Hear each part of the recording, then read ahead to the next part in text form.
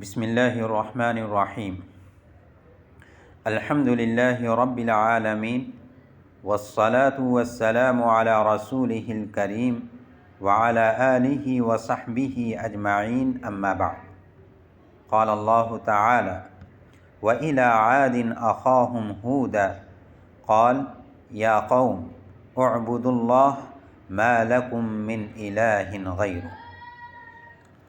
حضرات گرامی، گزشتہ دو سیریز میں حضرت نوح علیہ السلام کے تعلق سے بیان کیا گیا تھا۔ انشاءاللہ العزیز آج کے درس میں حضرت ہود علیہ السلام کے تعلق سے بیان کیا جائے گا۔ دعا ہے کہ اللہ تعالیٰ صحیح بات کہنے کی توفیق عطا فرمائے، آمین۔ حضرات گرامی، طوفان نوح کے بعد باختلاف روایت 13 یا 40 یا 80 اہل ایمان مرد اور عورت باقی بچے تھے۔ پھر حضرت نوح علیہ السلام کے تینوں بیٹوں سام، حام، یافث سے انسانی نسل چلی اور ان کی اولاد ساری دنیا میں پھیل گئی۔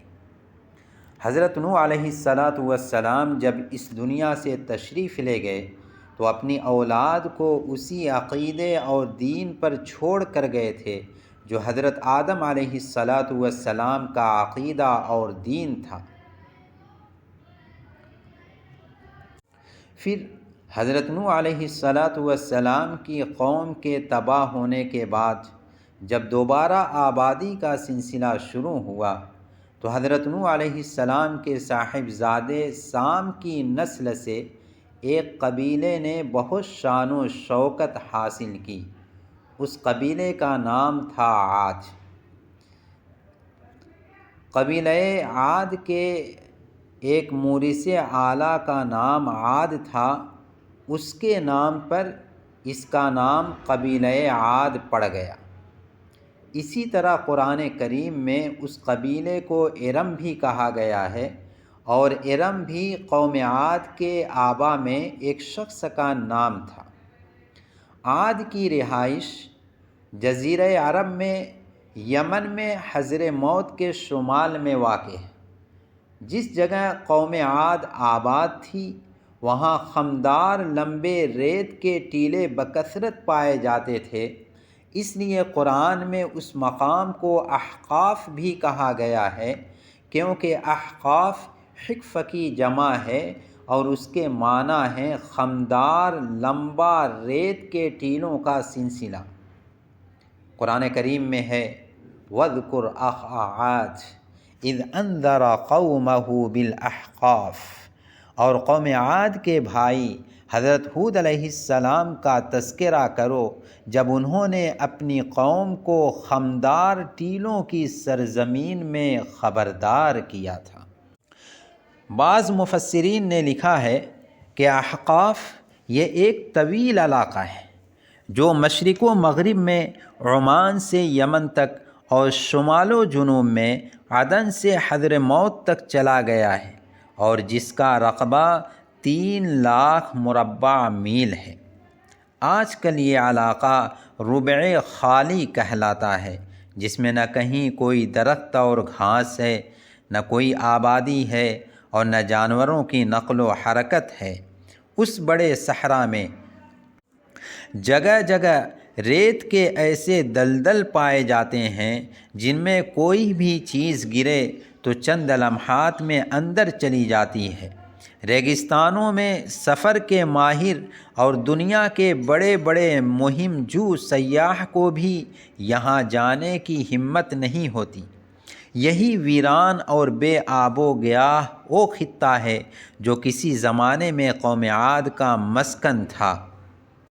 یہ اس زمانے میں بڑا سرسبز و شاداب علاقہ تھا۔ اس کی سرسبزی و شادابی کے دور دور تک چرچے تھے۔ بے پناہ قدرتی وسائل سے یہ سرزمین مالا مال تھی۔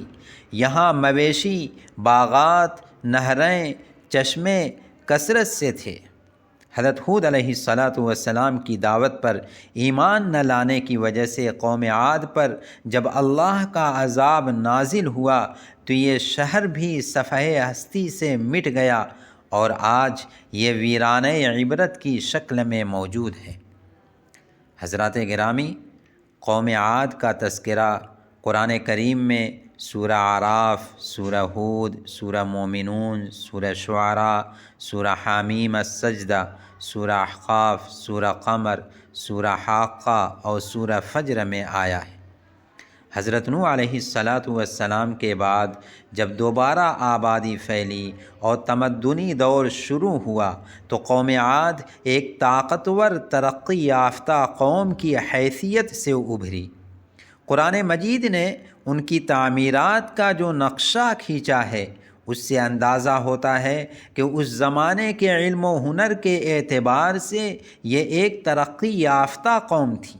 وہ لوگ ستونوں پر اونچی اونچی عمارتیں بنایا کرتے تھے جیسا کہ آج کل تعمیر کی جاتی ہے۔ اسی طرح اس قوم کو اللہ تعالیٰ نے جسمانی اعتبار سے بھی اونچے قد و قامت، چوڑے بدن اور توانا جسم کا مالک بنایا تھا۔ ان کے جیسی کوئی مضبوط اور طاقتور قوم نہیں تھی۔ قرآن کریم نے کہا، أَلَمْ تَرَ كَيْفَ فَعَلَ رَبُّكَ بِعَادٍ إِرَمَ ذَاتِ الْعِمَادِ الَّتِي لَمْ يُخْلَقْ مِثْلُهَا فِي الْبِلَادِ۔ جب یہ قوم خدا کی نافرمانی میں حد سے زیادہ بڑھ گئی تو اللہ تعالیٰ نے حضرت ہود علیہ السلام کو اس میں مبعوث فرمایا۔ حضرت ہود علیہ السلام نے ان کو توحید کی دعوت دی اور ہر طرح سمجھایا، لیکن قوم عاد اپنی ضد پر اڑی رہی۔ سورہ اعراف میں ہے، وَإِلَىٰ عَادٍ أَخَاهُمْ هُودًا قَالَ يَا قَوْمِ اعْبُدُوا اللَّهَ مَا لَكُم مِّنْ إِلَٰهٍ غَيْرُهُ، اے میری قوم اللہ کی عبادت کرو، اس کے سوا تمہارا کوئی معبود نہیں ہے۔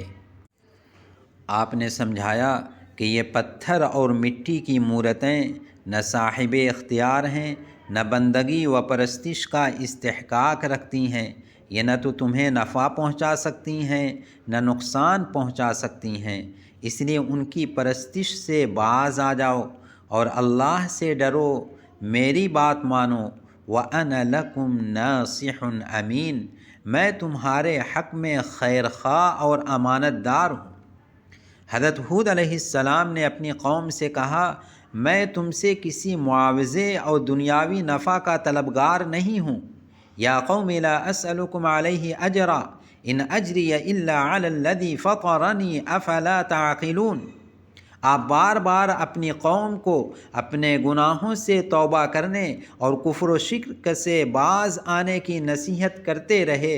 یا قوم استغفروا ربکم، اے میری قوم اپنے پروردگار سے گناہوں کی معافی مانگو، ثم توبوا الیہ، پھر اس کی طرف رجوع کرو، یرسل السماء علیکم مدرارا، وہ تم پر آسمان سے موسلا دھار بارشیں برسائے گا، وَيَزِدْكُمْ قُوَّةً إِلَىٰ قُوَّتِكُمْ، اور تمہاری موجودہ قوت میں مزید قوت کا اضافہ کرے گا، وَلَا تَتَوَلَّوْا مُجْرِمِينَ، اور مجرم بن کر منہ نہ موڑو۔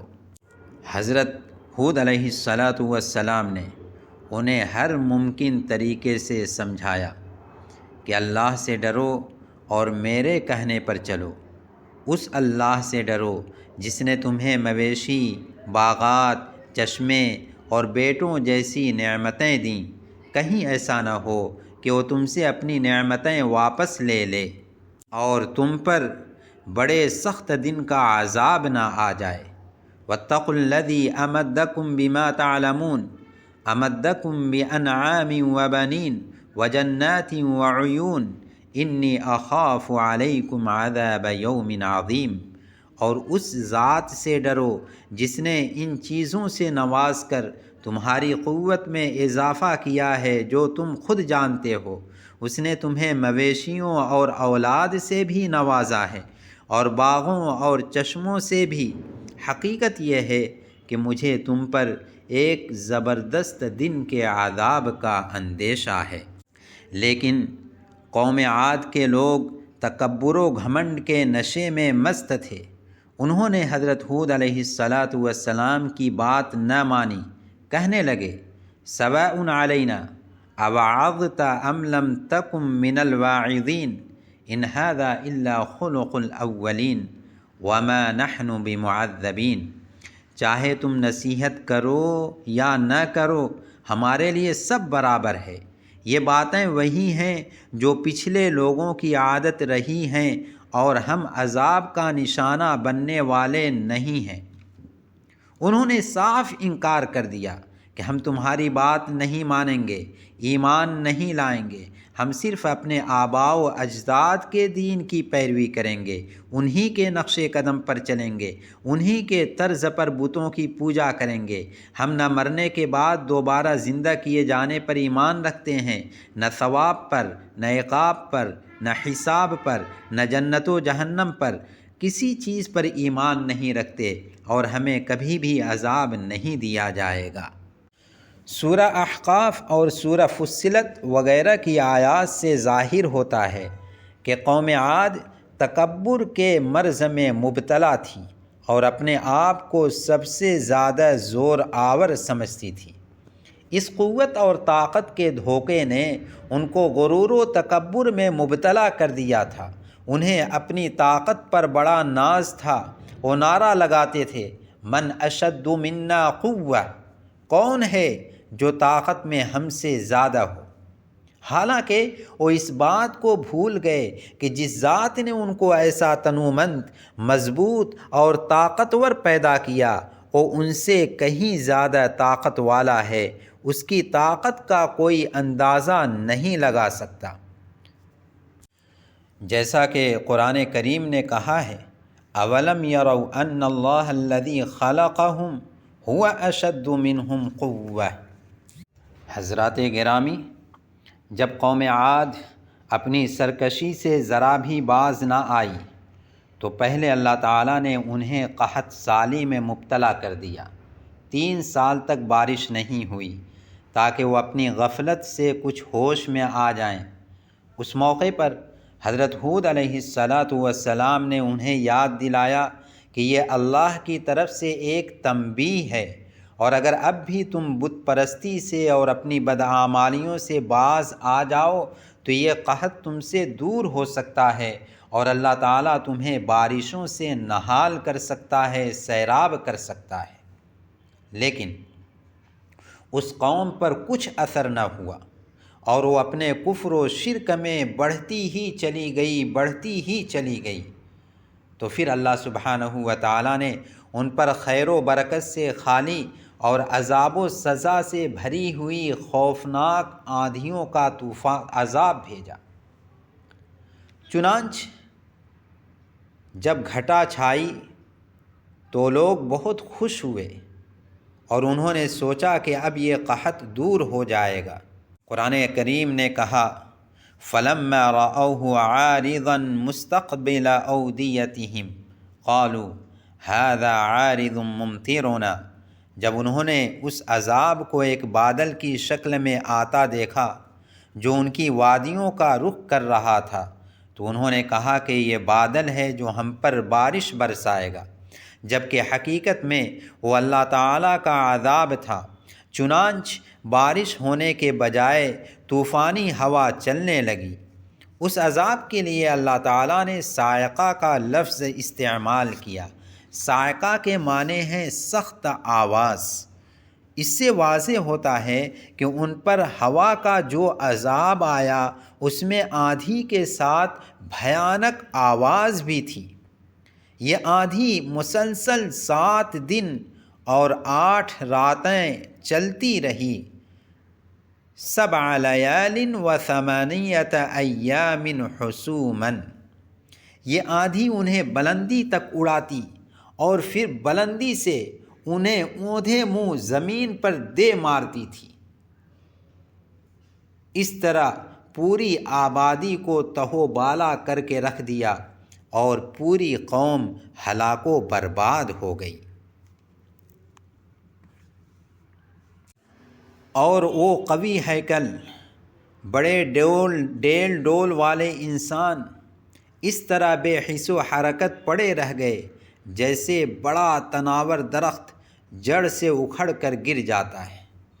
قرآن کریم نے کہا وَأَمَّا عَادٌ فَأُهْلِكُوا بِرِيحٍ صَرْصَرٍ عَاتِيَةٍ سَخَّرَهَا عَلَيْهِمْ 7 لَيَالٍ و8 أَيَّامٍ حُسُومًا فَتَرَى الْقَوْمَ فِيهَا صَرْعَىٰ كَأَنَّهُمْ أَعْجَازُ نَخْلٍ خَاوِيَةٍ۔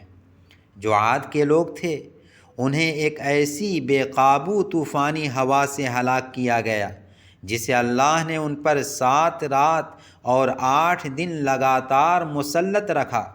چنانچہ تم اگر وہاں ہوتے تو دیکھتے کہ وہ لوگ وہاں کھجور کے کھوکھلے تنوں کی طرح پچھاڑے ہوئے بے حس و حرکت پڑے تھے۔ اس طوفان کے دوران حضرت ہود علیہ السلام اور ان کے ساتھ اہل ایمان ایک حظیرہ مویشیوں کے باڑے میں قیام پذیر رہے۔ اللہ تعالیٰ نے ان کو عذاب سے محفوظ و مامون رکھا۔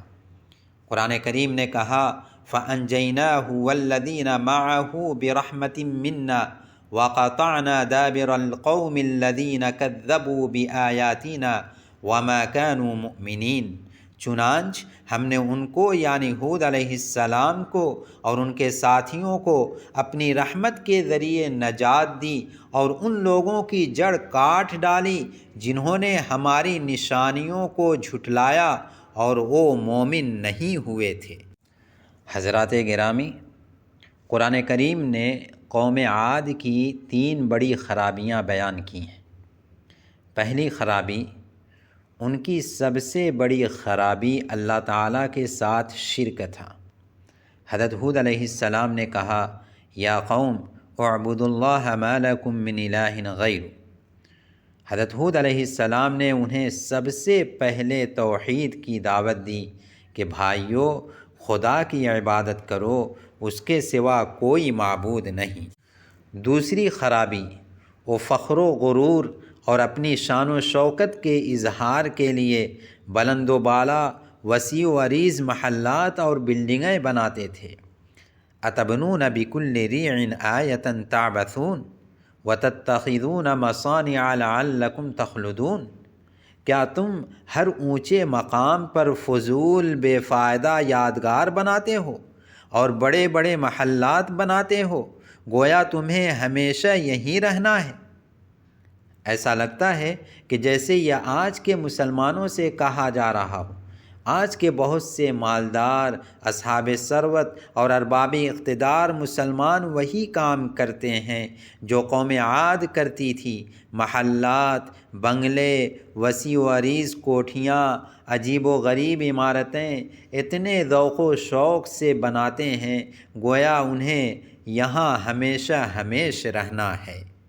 تیسری خرابی، قوم عاد کے لوگ نہایت قداور، شہزور، مغرور و متکبر اور سرکش تھے۔ وہ اپنے ممالک میں اکڑتے پھرتے تھے، بلا وجہ لوگوں کو چھیڑتے تھے اور معصوم قوموں کو چھیڑ کر فنا کرتے تھے، ان کی زندگی ان پر تنگ کر دیتے تھے۔ قرآن کریم نے کہا وَإِذَا بَطَشْتُمْ بَطَشْتُمْ جَبَّارِينَ، اور جب تم کسی کی پکڑ کرتے ہو تو بڑے ظالم و جابر بن کر پکڑ کرتے ہو۔ تو ان خرابیوں اور برائیوں کی وجہ سے قوم عاد تباہ اور برباد کی گئی۔ قوم عاد کے واقعے میں ہمارے لیے عبرت و نصیحت کے کئی پہلو ہیں۔ پہلی بات تو یہ ہے کہ جب کوئی قوم مادی اعتبار سے کتنی بھی ترقی کر لے، اگر اللہ کے احکام کو نہ مانے، اللہ کے احکام سے سرکشی کرے، ظلم کرے، تو اس کا آخری انجام تباہی ہی ہوتا ہے۔ قوم عاد اپنے زمانے کے اعتبار سے انتہائی ترقی یافتہ قوم تھی، بے پناہ وسائل پر قدرت رکھتی تھی، بے پناہ طاقت و قوت کی مالک تھی، حکومت و اقتدار اس کے ہاتھ میں تھا، بلند و بالا محلات، اونچی اونچی عمارتیں اس کے پاس تھیں، لیکن جب انہوں نے سرکشی کی، کمزوروں پر ظلم کیا، اپنے کفر و عناد پر ڈٹے رہے تو اللہ تعالیٰ نے ہوا جیسی ہلکی چیز سے انہیں ہلاک کر دیا۔ دوسرے، حضرت ہود علیہ السلام کو ان کی قوم نے بے وقوف کہا، مگر آپ کا جواب ہر طرح کے اشتعال اور غضب سے خالی تھا۔ دین کے داعیوں اور مبلغوں کی شان یہی ہے کہ قوم کی ناشائستہ گفتگو ان کو مشتعل نہ کرے اور صبر کا دامن ان کے ہاتھ سے کبھی چھوٹنے نہ پائے۔ تیسری بات کہ قرآن کریم نے قوم عاد کی 3 بڑی خرابیوں میں سے ایک خرابی یہ بتائی کہ وہ فضول فخر و دکھاوے کے لیے بلند و بالا وسیع و عریض بلڈنگیں بناتے تھے۔ اس سے معلوم ہوا کہ دنیا میں مکان ایسا بنانا چاہیے جس سے ہماری ضرورت پوری ہو جائے۔ اس سے آگے بڑھ کر ایسی عمارت بنا لی جائے کہ جو ضرورت بھی پوری کرے اور راحت و آسانی کا سبب بھی ہو، تو اس میں بھی کوئی حرج نہیں ہے۔ لیکن اپنی شان و شوکت کے اظہار کے لیے، محض دکھاوے کے لیے بلند و بالا اور وسیع و عریض عمارت بنانا شریعت کے مزاج کے خلاف ہے۔ تعمیری شان و شوکت کے اظہار کا یہ مزاج نہ صرف اس زمانے میں تھا بلکہ آج بھی ہے۔ اللہ تعالی ہمیں اس مزاج سے بچائے، آمین۔ آخری بات، قوم عاد پر عذاب نازل کیے جانے والے دنوں کو نحوست بھرے ایام نحسات سے تعبیر کیا گیا ہے۔ اس کا مطلب صرف یہ ہے کہ یہ دن اس قوم کے حق میں ان کی بدعمالیوں کی وجہ سے نامبارک اور تکلیف دہ ثابت ہوئے، ورنہ اسلام کی نظر میں کوئی بھی دن، کوئی بھی وقت اپنے اصل کے اعتبار سے منحوس نہیں ہے۔ لہٰذا اس غلط خیال سے بچنا چاہیے کہ کوئی نفس، کوئی چیز اپنی ذات کے اعتبار سے منحوس ہے۔ یہ اسلام کے نظریے کے خلاف ہے۔ اللہ سبحانہ و تعالی ہمیں کہنے سننے سے زیادہ عمل کرنے کی توفیق عطا فرمائے، آمین۔ وآخر دعوانا ان الحمد للہ رب العالمین۔